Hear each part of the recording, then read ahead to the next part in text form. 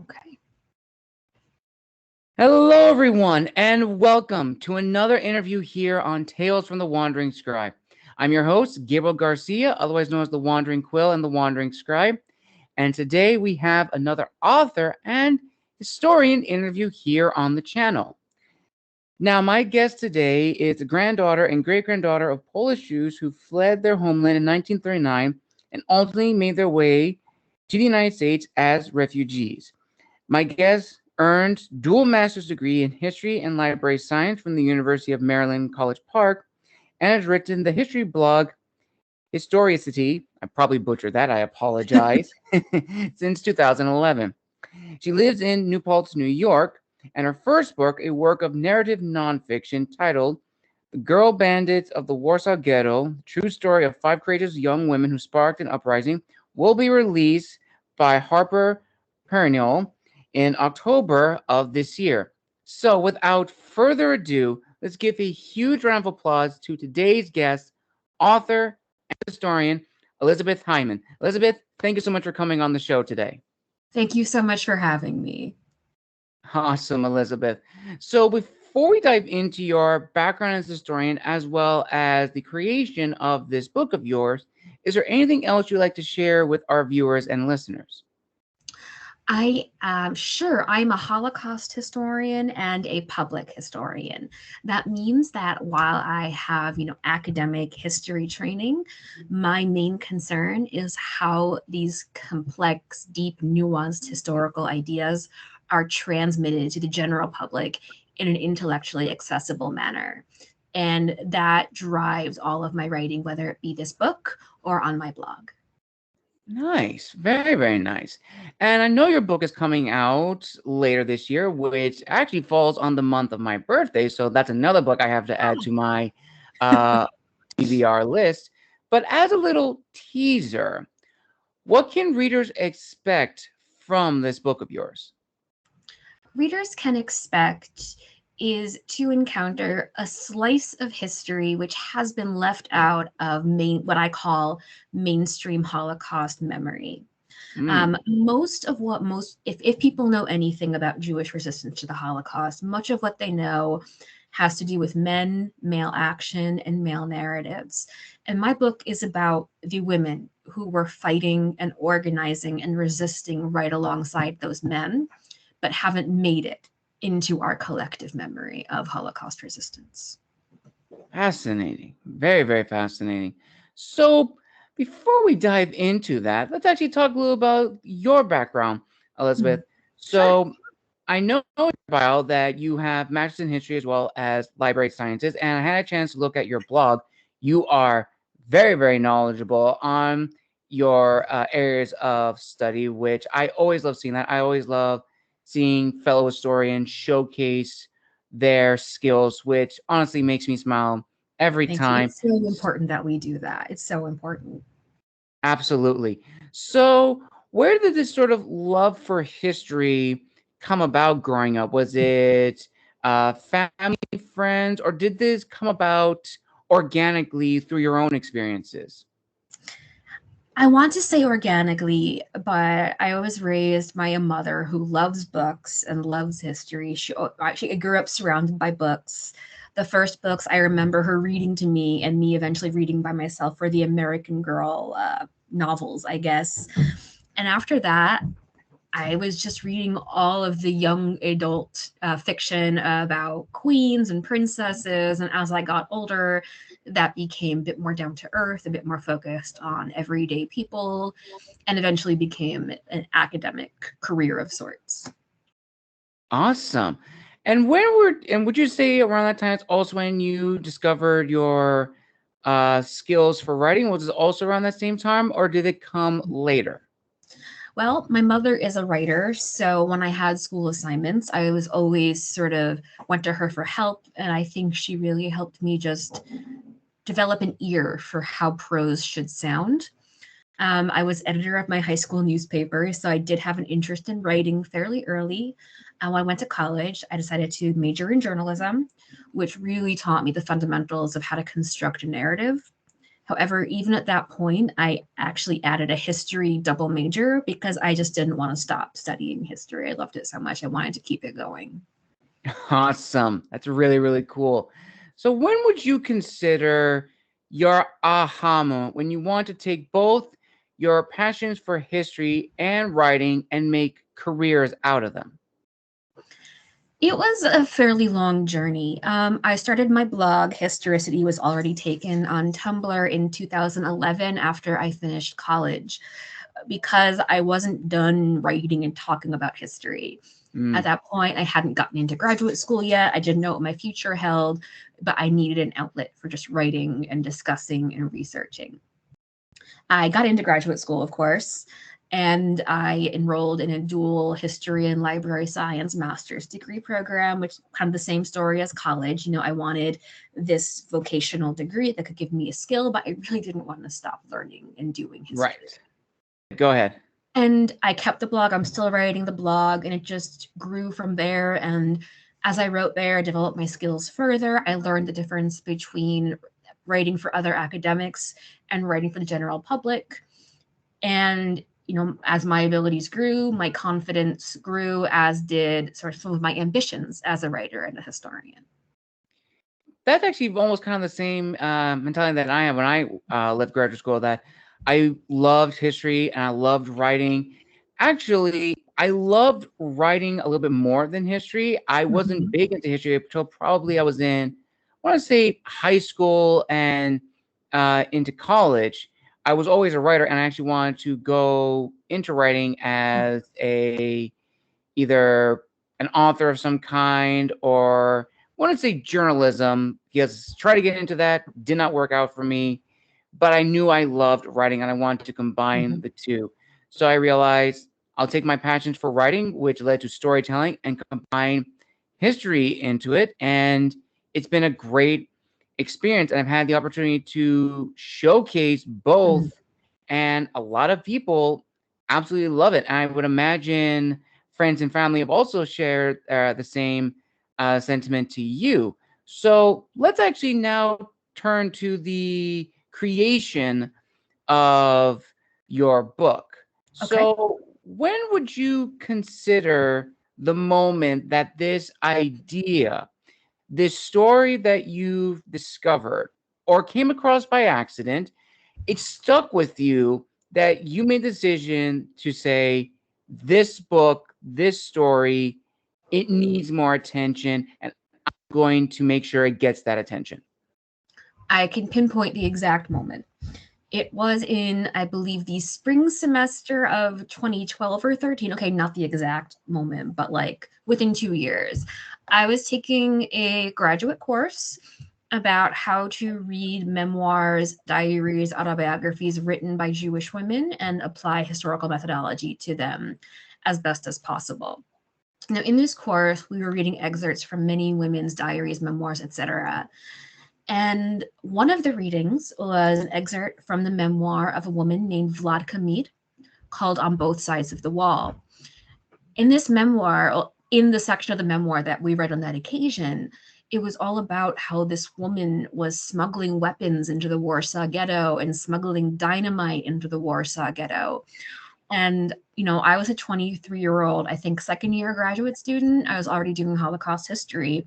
I'm a Jewish woman. I've been in the Jewish community, aware of Jewish history, studying Jewish history all my life. And I had no idea that there were women involved in the Warsaw Ghetto Uprising. Most cultural production and art about that event is completely focused on men. I've actually, read art history examinations, I suppose, cultural history depictions about the Warsaw Ghetto, and there are very rarely any women included in these depictions. Are women portrayed as active fighters and resistors. So I was kind of shook, kind of upset, kind of angry and resentful. I was like, how did I not know? So I decided that I was going to write a blog post about this woman, Vladka Mead. And then I finished grad school. I wrote my thesis. I, got my first permanent job. And then I finally had the time and stability I needed to really delve into that research.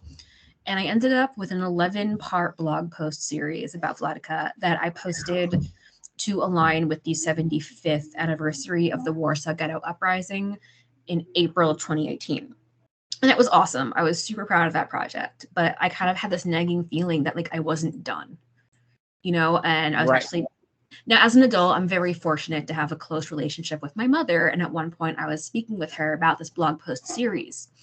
And I said, I'm so proud of it, but there are so many more women just like Vladka. I feel like I'm not done. I feel like I only just got started. And she said, well, maybe that's your book. And I was like, oh, damn, I think you're right. And here we are. That's incredible. And you're absolutely right. The discussion you just brought up reminded me of a previous discussion I had with a guest when I first started my YouTube channel. And she was talking about, Jewish armed resistance during the Second World War.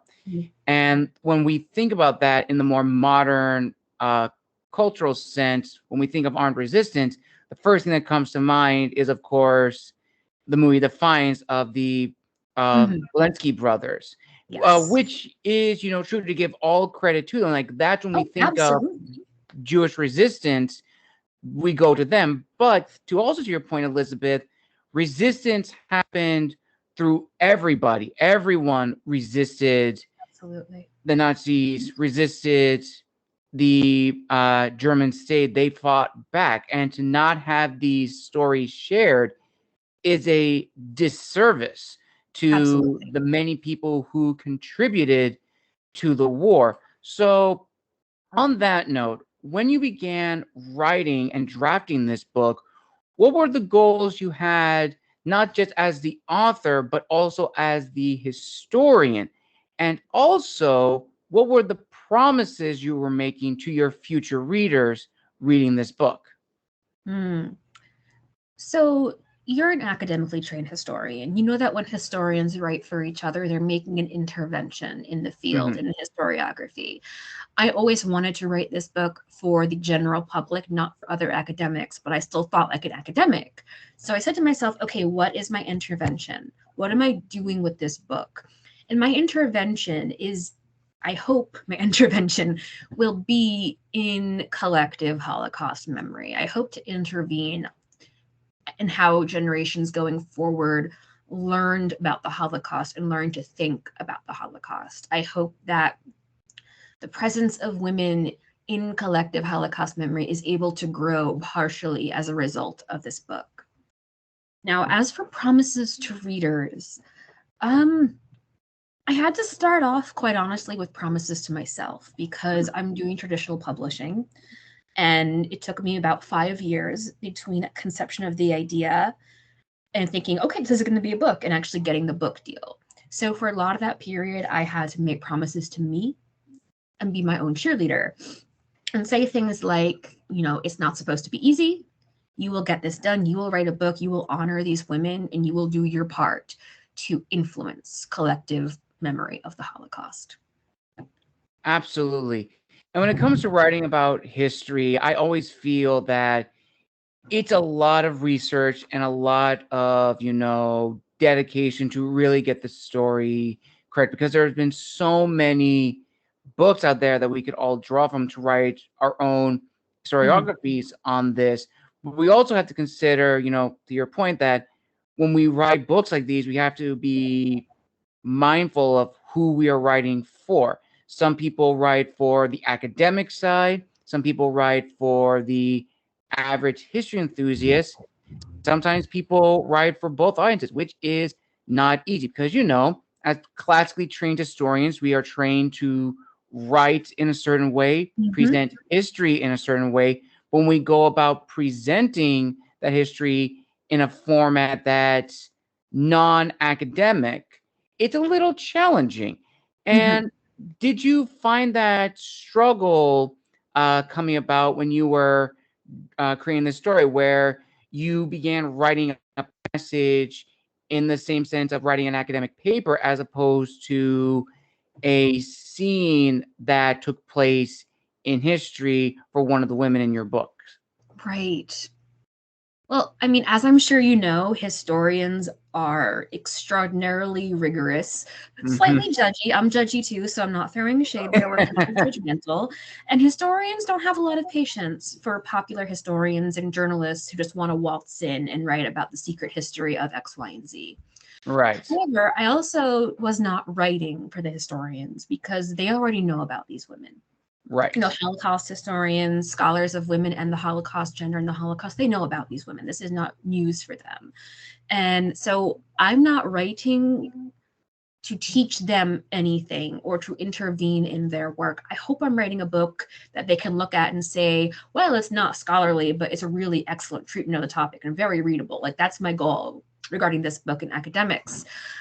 So while I was writing a book based in rigorous academic research, but written for non-academics, I really leaned into my journalism training Mhm. and the writing style I've honed on my blog and just did my best to lean away from certain word choices in certain types of presentation. For example, when you're writing history for other academics, narrative serves the argument. Mhm. But when you're writing for trade audiences or general audiences, argument serves the narrative. Absolutely. That's 100%. sort of the big difference I discovered as I was writing and as I was actively trying to keep myself from falling into sort of more academic, uh, sorry, I can't remember the word, more academic wordings and structures. Absolutely, 100%. And going forward with the conception of the story to then drafting the first version, what was the reaction like from friends and family who learned that you were writing this book? Well, I'm a big mouth. So from the minute I decided this book was going to happen, I was always like, oh my God, my book's going to be like this. My book's going to be like that. My book, my book, my book. So eventually people were like, okay, well, is it happening? And I was like, and I'd be like, okay, well, I'm 2 years into trying to get an agent. So we'll see. So I talked about it pretty constantly. So they were all very happy for me when like I got the agent and she helped me and well, she got me the deal and it started happening for real. They were all extremely happy for me and glad that now I was no longer talking about a hypothetical and was actually doing it. Well, that's really good. That's really good to hear. And I know your book does come out later this year, but from telling your friends and family about this book, I imagine they also provided their own thoughts on it. Maybe may have let them read a chapter or two, or maybe an early copy of the book. From that point, would you say that their responses validated your goals that you set off, not just as the historian, but also as the author of this book? Right. Well, naturally, a lot of my very close friends are also historians, but a lot of them are busy with their own work. So I haven't been like, okay, I know you're writing your own book, but read this. I do have one brilliant friend who I met in library school who actually read a lot of the earliest iterations of this story to because I knew that she, wouldn't if it was bad, she would tell me that it's bad. She read some of the earliest chapter samples and parts of the proposal when I was still figuring out how the traditional publishing game worked. And her input was really invaluable. She's in my acknowledgments section. She's fantastic. Um, Awesome. That's really good. as for family and friends, when it came down to actually writing it, I had to develop a very sort of business like approach to it because publishing is a business. And so once I was writing the book proper, I didn't really share it with anybody else besides my editor and really had to believe in myself and think, you know what? I wouldn't have gotten to this point if I couldn't do it. So I believe that what I'm writing will be a high quality product. That's incredible. And that actually leads into the next question, which I like to call the first reflective question.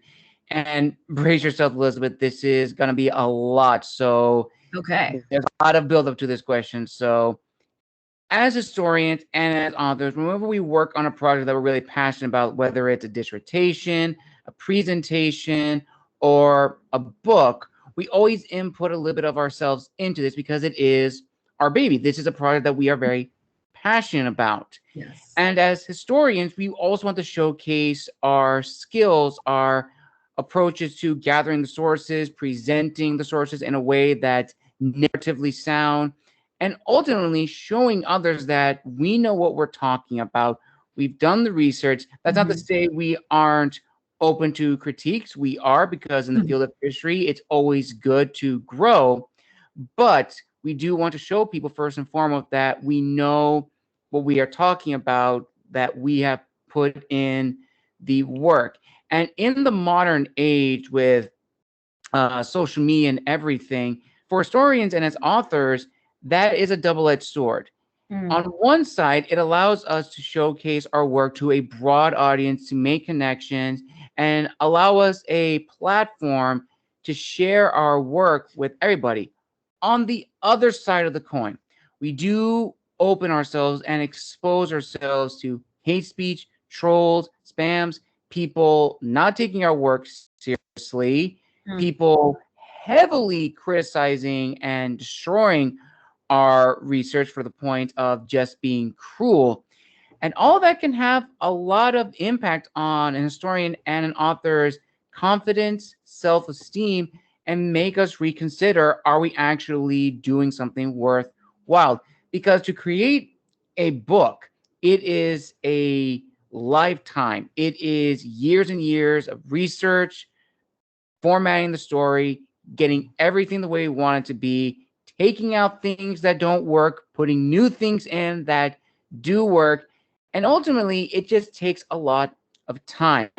And with imposter syndrome always in the back of everyone's mind, it can really make us reconsider again, are we actually using our time wisely?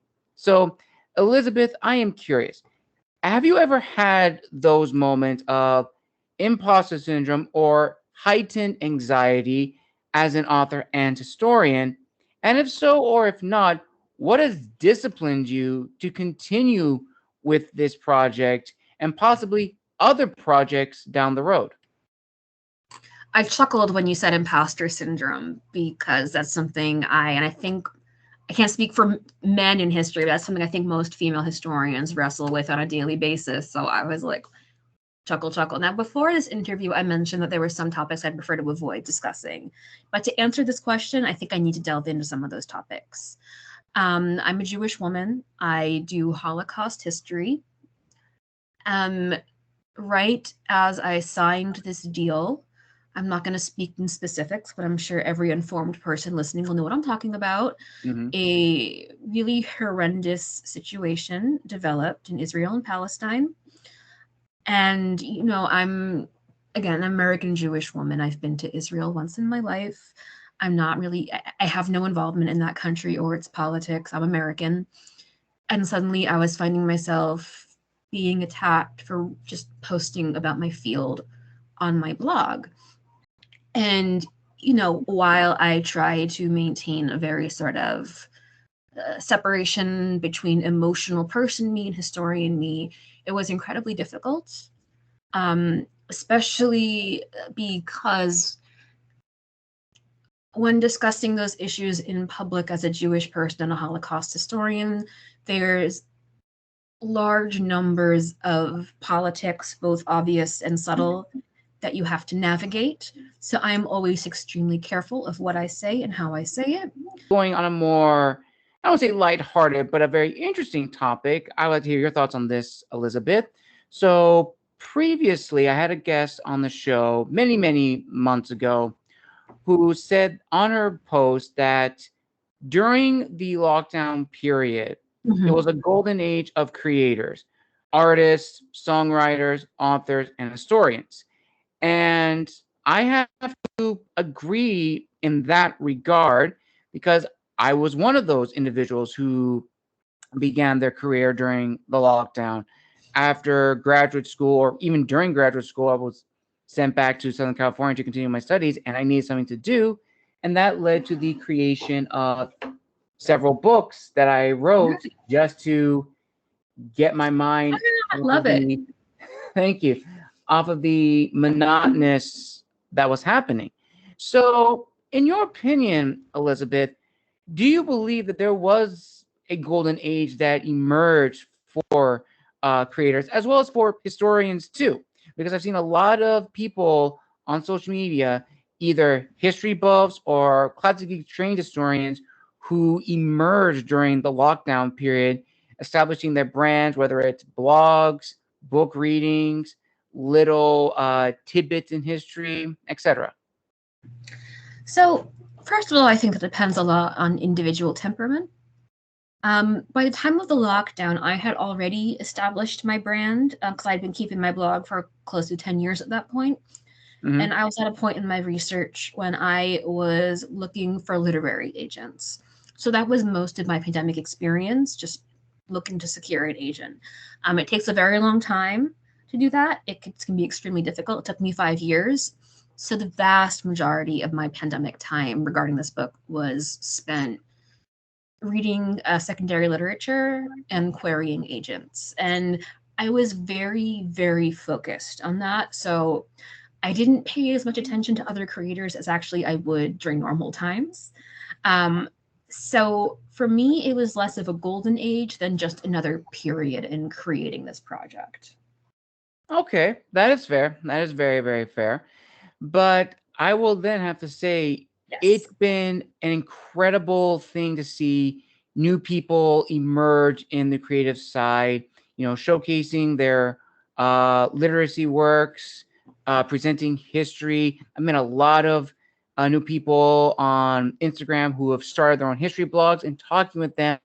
You can tell when someone is very passionate about history because they Mm-hmm. really, really do, as opposed to someone who is not, and they're solely just doing it for the trends, which we will talk Yes, about that when we get to the business. You go into the business side of being an of author, course. as well as the business side of being an historian. So let's start with being the author first. So after you finished drafting the story, before you began curing it to traditional publishers, Mm-hmm. how much research did you go into looking into which publishing house would best suit your work? And did the discussion of independent publishing ever reach the room, or was traditional publishing the end all be all for you?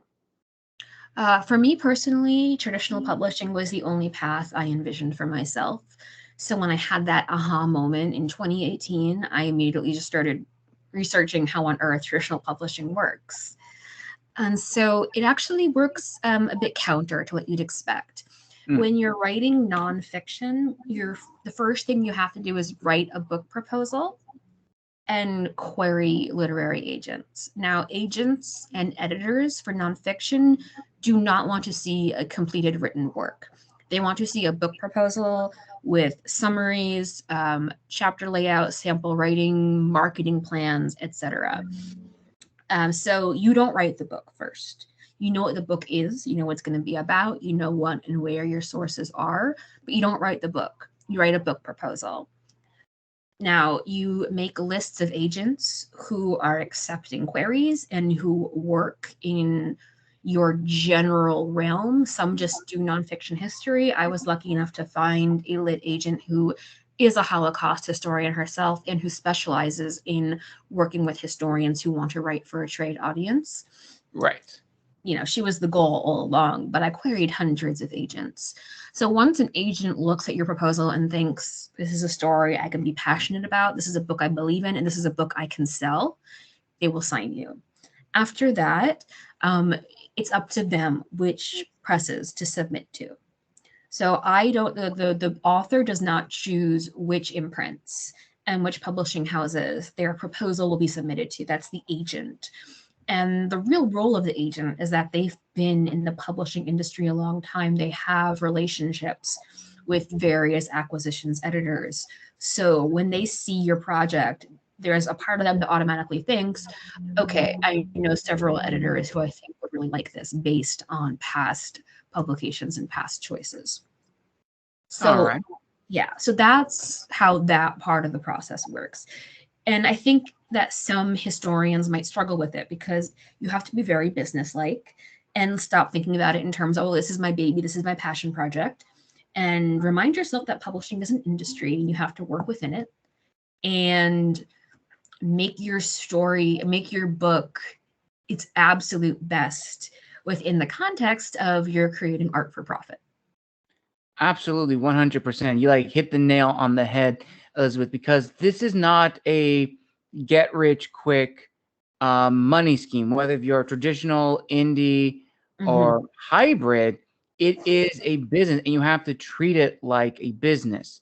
Now, before we look at the historian side, just a little add on to the other side, Elizabeth. Have you ever heard of the term gatekeeping in the publishing world, or maybe through your own research? And to you, how has that affected, or maybe it has not affected you, but what does it mean to you when you hear the term gatekeeping in any industry, whether it's the Hmm. publishing industry or the historian field? Well, I think I probably did say gatekeeping earlier on our call. I kind of made fun of journalists who write histories and give them titles like The Untold Story of or The Secret History of. That's gatekeeping. And I think when it comes to people who are experts in their fields, whether those be historians, philosophers, engineers, or physicists, that classic rigorous academic education is important regardless who we're writing for. And Hmm. I make fun of journalists specifically because I trained to be a journalist. I understand how journalists write, how they interrogate sources, how they use sources, how they approach sources. And I don't think it's not about thinking, it's about knowing that's not how historians do it. They treat sources completely differently. So, in that sense, I do gatekeep history writing for trade audiences because it's important to know your historical methodology, know your field's methodology, understand the science and the method of what you're doing before you produce information for the general public who will believe that what they're reading is accurate because it was published by a major press. So it's gatekeeping, yes, but it's also about the fact that when we put these works out there, that has power. You know, we have power over how people think and how they understand. And that's not casual. And I think it's very important and maybe worth gatekeeping. That said, anyone can learn historical methodology. You don't have to get your master's or PhD to understand the basics. So if a journalist wants to learn those, then that's awesome. And if they were to just master those basics, they could produce excellent works. And some already have. Some already have. So this is not even an across the board snark at journalists. It's just sort of a general meditation on the question you just asked me. That's actually a very, very unique answer I've gotten to this question, Elizabeth. And I liked how you approach it and word it, because I never really thought of it in that regard. But you're right, it is true. For these kind of works, there is a sense of gatekeeping, and most people would sense gatekeeping to be a very negative element, in a sense that they're very protective, or they only allow Mhm. certain works to get into the publishing industry. But I like how you provided the opposite side of the coin, where when it comes to gatekeeping, it can be positive, because we do make sure that in a case when it comes to history and historiography, we want the materials to be accurate. We want it to be truthful. Yes, we do want diverse voices to offer differing perspectives. But at the end of the day, we want the source material to be authentic and truthful, because, as you said, our words have meanings, and words can impact the everyday individual. So I absolutely love that answer you gave, Elizabeth. Now, is that the same mentality that you've had looking at the business side of being a historian? Because, in my opinion, for historians, there's only like two kind of roads for historians, whether it's the academic road, whether you're becoming a teacher or college professor, or the federal job where you work on some levels of the Mhm. federal government. And sometimes for historians, we don't want to be either academic or either federal. We want to construct our own path, and that is the most difficult and the most challenging. Absolutely. Absolutely. So, what is it you, yeah, sorry. So, as an historian, what have you learned about the business of your field, and has it changed after you've left, or say looking back on your training in college and graduate school, that business mindset changed with the construction of your first book?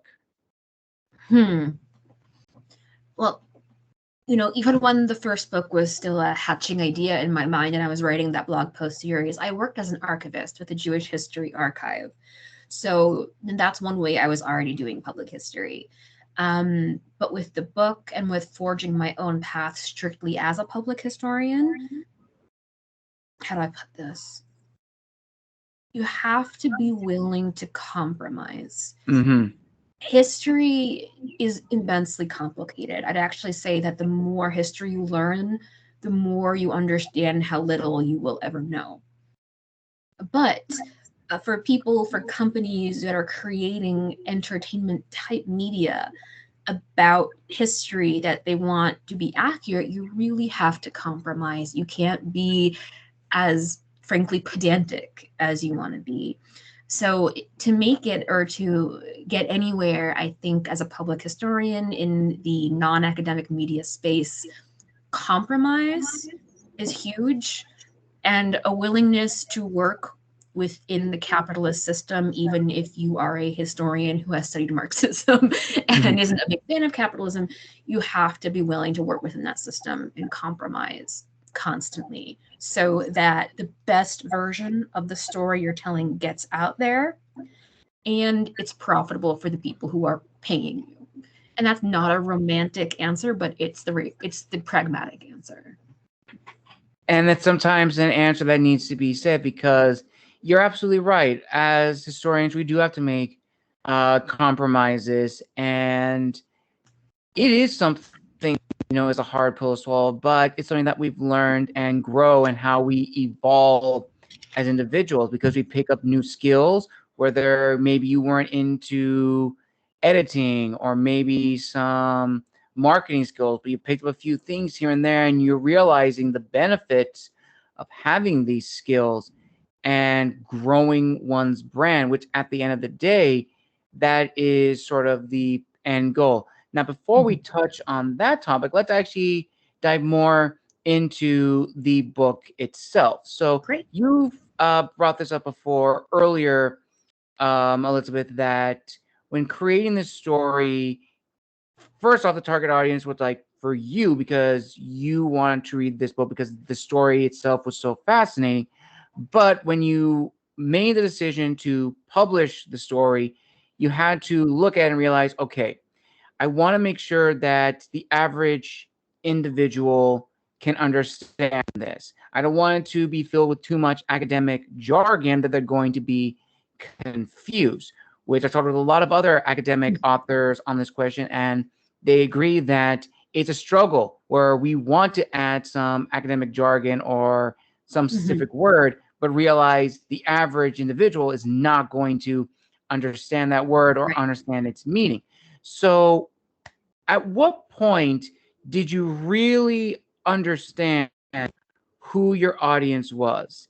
The final editing phase of your story before publishing it, or the marketing side of where you're now building up hype for the book's eventual release? So when you're writing your book proposal as a nonfiction writer, you actually have a section about who you think your audience is most likely to be, what demographic you're reaching. And so I asked myself that question fairly early on, and the answer is intellectually curious individuals with little patience for academic prose. Absolutely. And from that audience, we have, the individual readers, those individual people are going to pick up our books. Now, of course, in the fiction world, we have YA, NA, and AF. And as a little reminder, viewers and listeners, YA is young adult, NA is new adult, and AF is adult fiction. I don't know if that's kind of the same in nonfiction, but I am curious, when you were writing this for, a particular age group, I imagine, of course, the nature of the story is going to be more towards adult fiction. Mhm. But in terms of how graphic some parts of the book you're going to write about, where did you realize that for some parts you may have to, I hate to use the word tamed, but to where it doesn't repulse the reader away, where they are shocked, but they're not going to be disgusted to the point where they're going to put the book down and never read it again? So, one of the most brilliant books about mid-century Europe I've ever read is called Bloodlands by Dr. Timothy Snyder. Mm. It's about the millions and millions of people murdered in between Hitler and Stalin between the 1930s and the 1950s. It's an incredibly difficult book if you don't know what you're getting into. It opens with toddlers cannibalizing each other during the Holodomor and doesn't calm down going forward. As a Holocaust historian, I was ready and willing to confront that violence because it's necessary.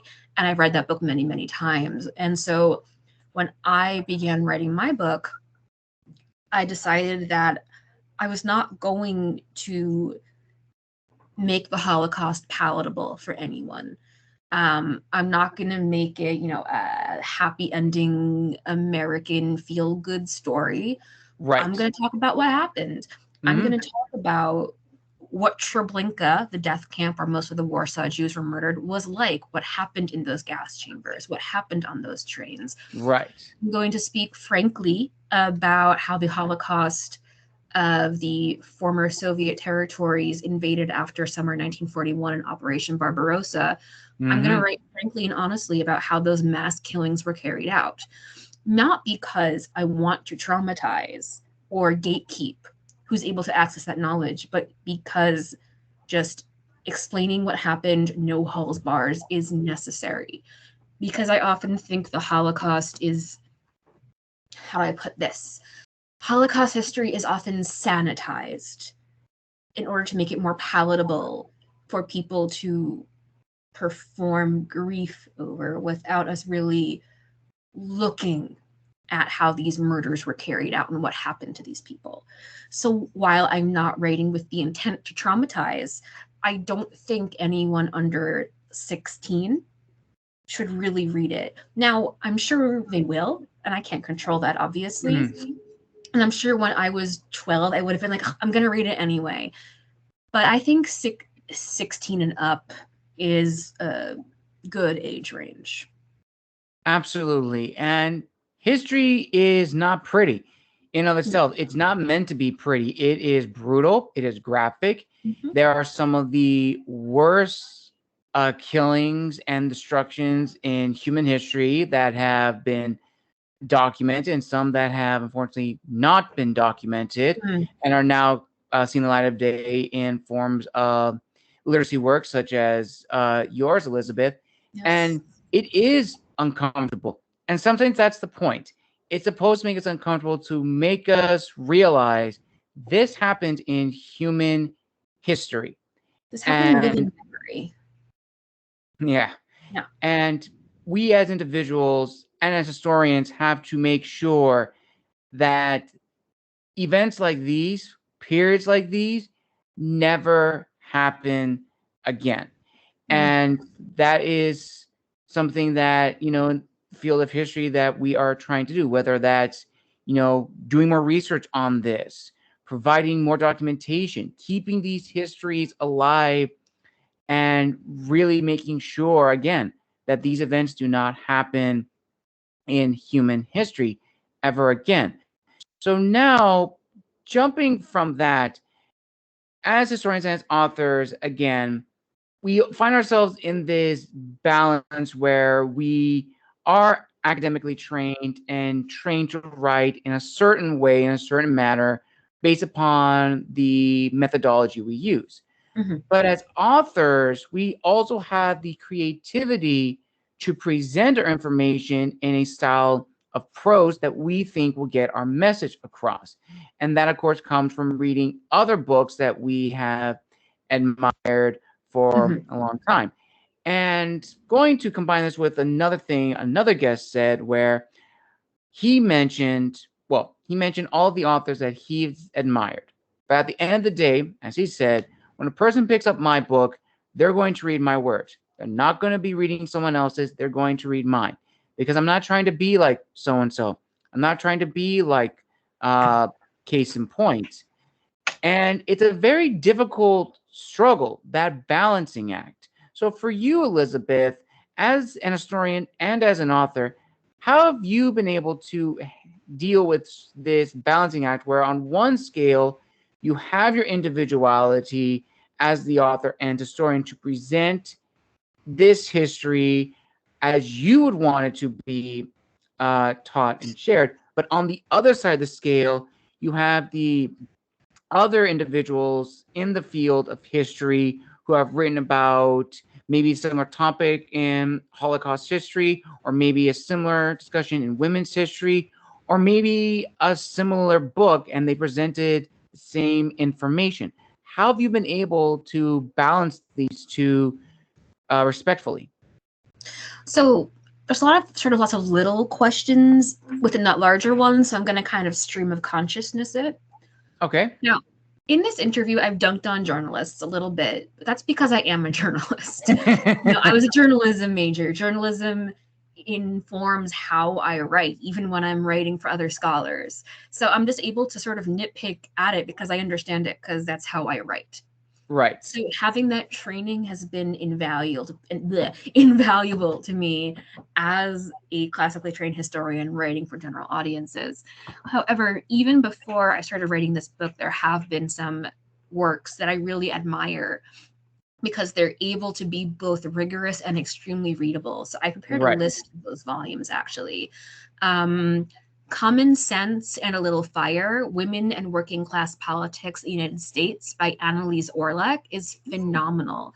It's a gorgeous history of American Jewish women in the age of migration that reads like a novel.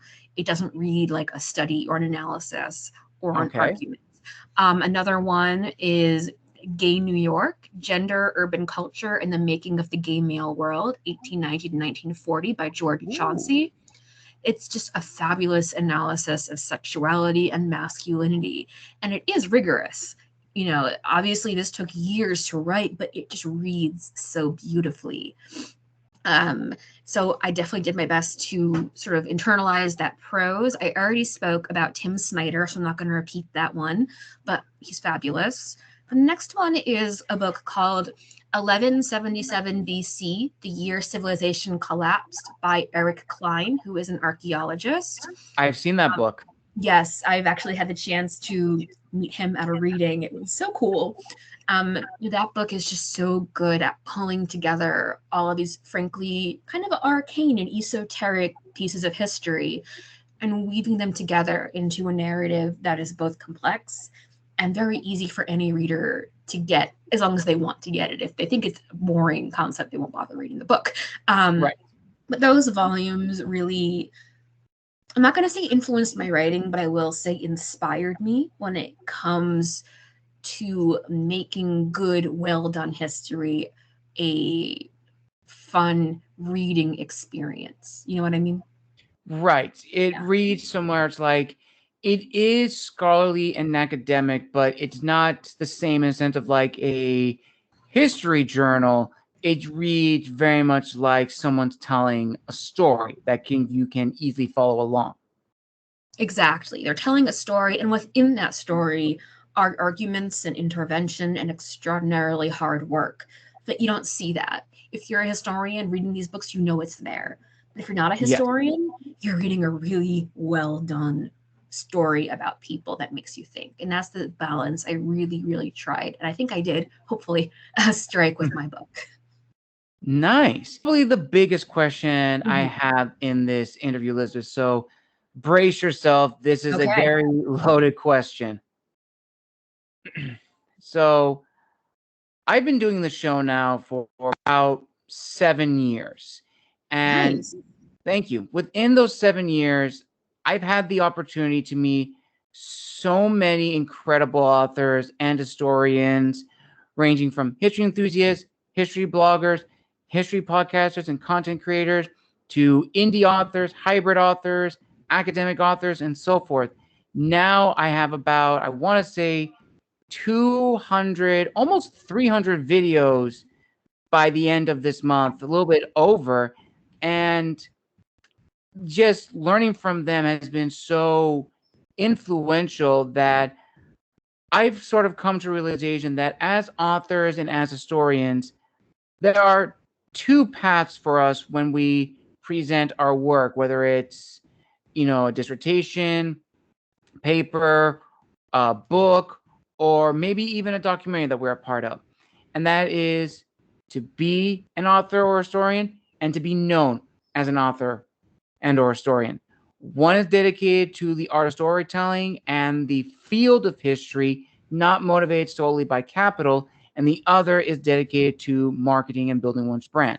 Now, ultimately, individuals can choose which path they want to go on that ultimately leads to the same goal. However, I do want to stress this.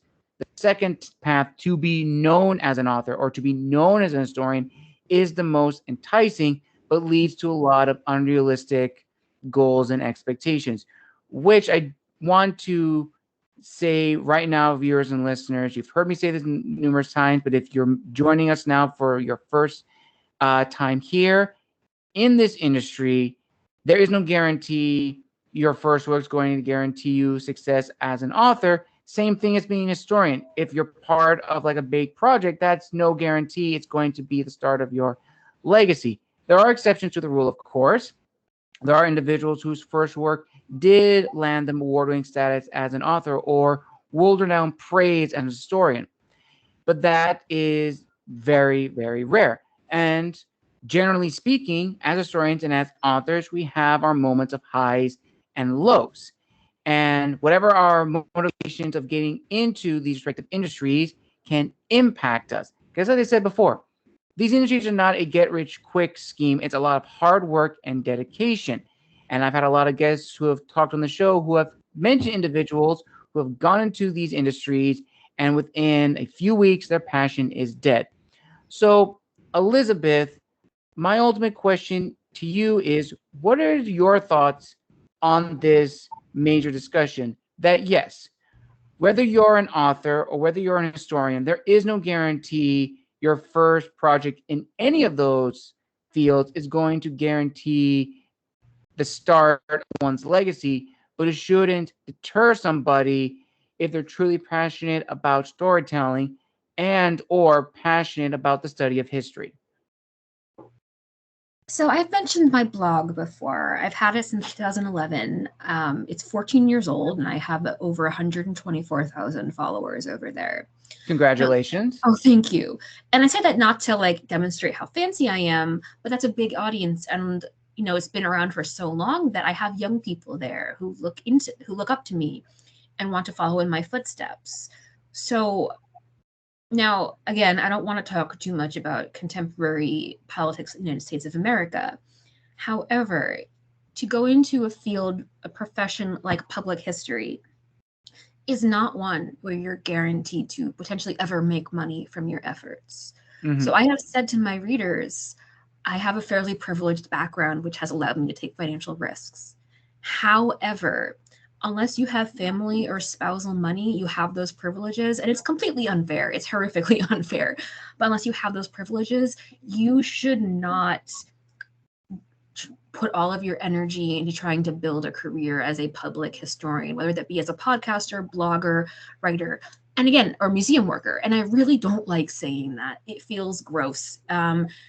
At some various points in the United States of America, there was investment in ensuring that people who didn't have wealthy parents could get into fields like museum studies, art history, publishing, libraries, and archives. We are not in that moment right now.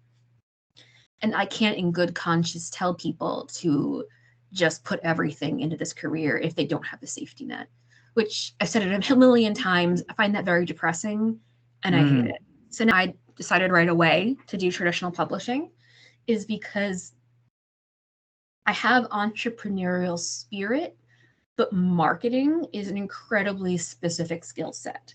And if you're going to self-publish, you're not just the author. You are the binder. You're the designer. You're in charge of the graphic design. You're in charge of the editing and the marketing. I knew I wanted my focus to be on the writing. And with traditional publishing, there are trade-offs, but you're able to do that and just be immersed creatively. Write the book for that prestige. I wrote it primarily to get these women's stories out there. And that passion really underlies everything I do. And so when you mention people who try to do the public history thing and after a week are like, no. I'm not going to say they didn't have enough passion. But what I will say is that if I wasn't so single-mindedly driven by my love for history and my desire to do it against all odds, I probably would have stopped too. It's exhausting, it's hard work, there isn't a lot of pay, and if you study the history of your own nation or ethnic religious group or racial group, a lot of members of your community will get very, very angry with you for disrupting communal myths. So it can be very thankless. So you have to have that almost sort of irrational passion driving you if you're going to. Absolutely, 100%. And also to add on, the publishing side, whenever we create a book, it's also mentality of, are we writing this book because we're passionate about it, or are we writing this book because we want to be a commercial writer? Because those are two very different mentalities. And I've met with many authors who are from both sides of the coin. Many authors who just wrote because they were passionate about the story, and others who wanted to build a career from being authors, which again, in the industry, it's not a get-rich-quick scheme. It is a lot of hard work and dedication.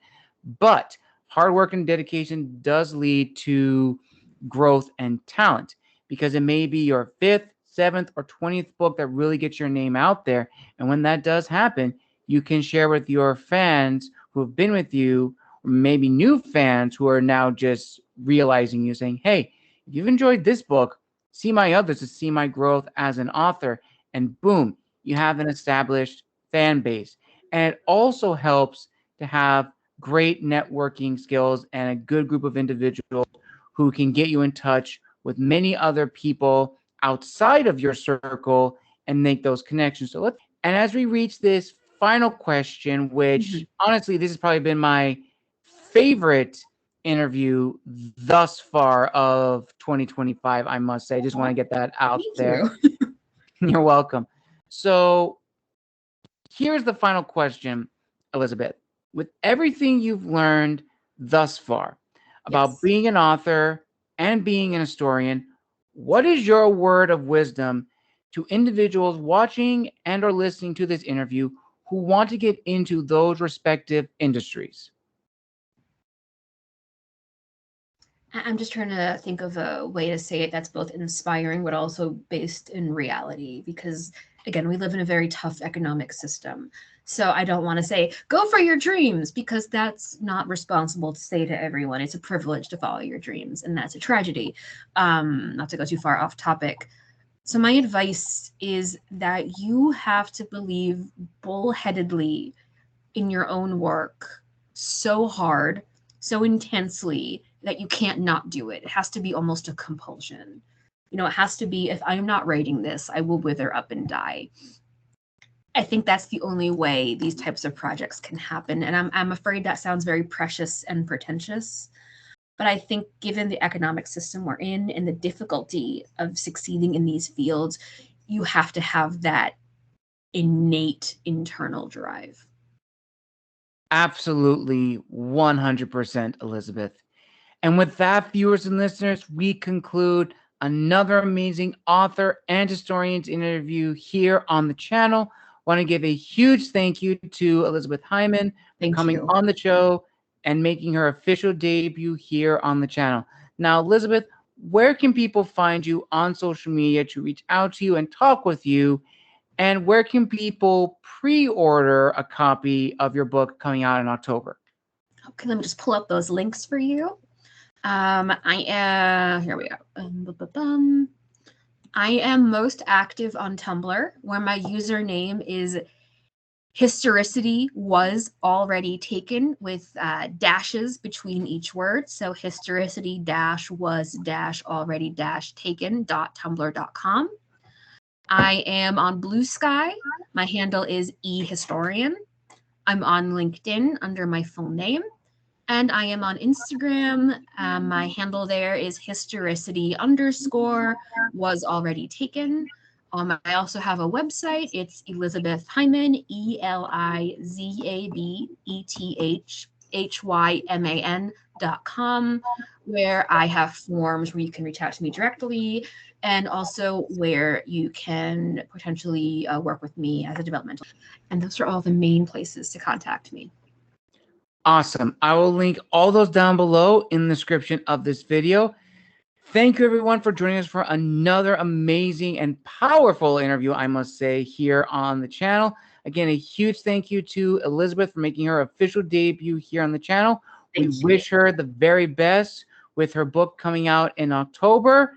And I will be sure adding it to my list because I am very, very intrigued and very, very invested in this story. So be on the lookout for a Wandering Scribe Book Impressions episode sometime later this year and possibly the beginning of 2026. And as always, make sure to like, comment, and subscribe down below. And as always, this is the Wandering Scribe and the Wandering Quill, wishing you a wonderful day wherever you are in the world.